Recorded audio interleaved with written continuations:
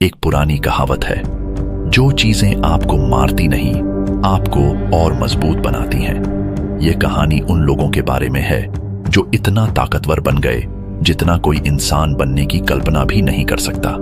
यह कहानी भारत की नागा जनजातियों के बारे में है जो एक सुनसान द्वीप पर एकांत जीवन जी रहे हैं। कई दुर्भाग्यपूर्ण घटनाओं के बाद भारत सरकार ने द्वीप पर किसी के भी जाने पर प्रतिबंध लगा दिया है। ऐसा माना जाता है कि नागा जनजातियां सांप के जहर से प्रतिरक्षित हो गई हैं। इनके पास अपार शारीरिक शक्ति होती है, लेकिन इस जनजाति में एक ऐसी लड़की है जो बाकियों से ज्यादा ताकतवर और होशियार है। नागमणि नाम की लड़की, जिसे कोई डर नहीं है। वह सबसे जंगली जानवरों को वश में करने की शक्ति रखती है।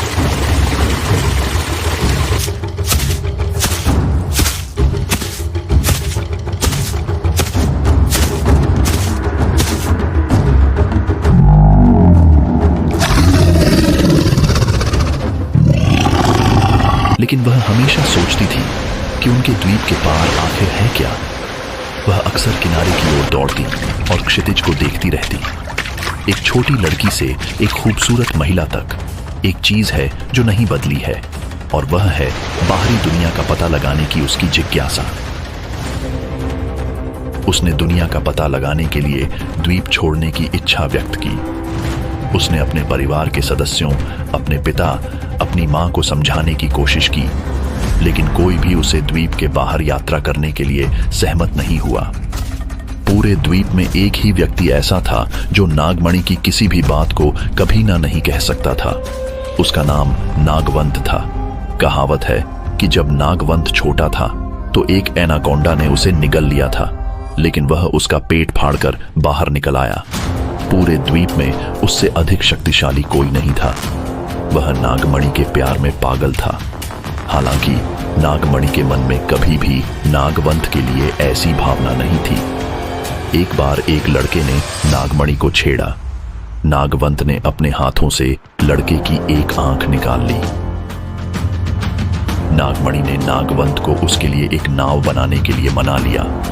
नागवंत ने दिन रात मेहनत करके नाव बनाई और एक रात वह बिना किसी को बताए द्वीप छोड़कर चली गई।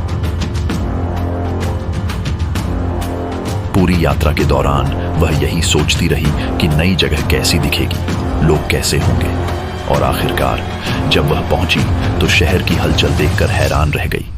लेकिन एक आदमी की नजर उस पर पड़ी और जैसे ही उसने उसे देखा उसे उससे प्यार हो गया। वह आदमी अर्जुन था, एक सॉफ्टवेयर इंजीनियर जो वहां काम करता था।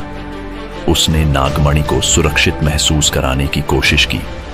उसने उसे रहने के लिए आश्रय भी दिया। बाद में दोनों को एक दूसरे से प्यार हो गया और उन्होंने शादी करने का फैसला किया। उसने समाज में व्याप्त अन्याय और बुराई को देखा और इसका उस पर गहरा प्रभाव पड़ा।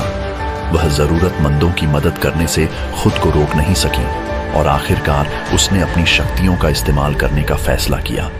वह रक्षक बन गई जिसकी शहर को जरूरत थी।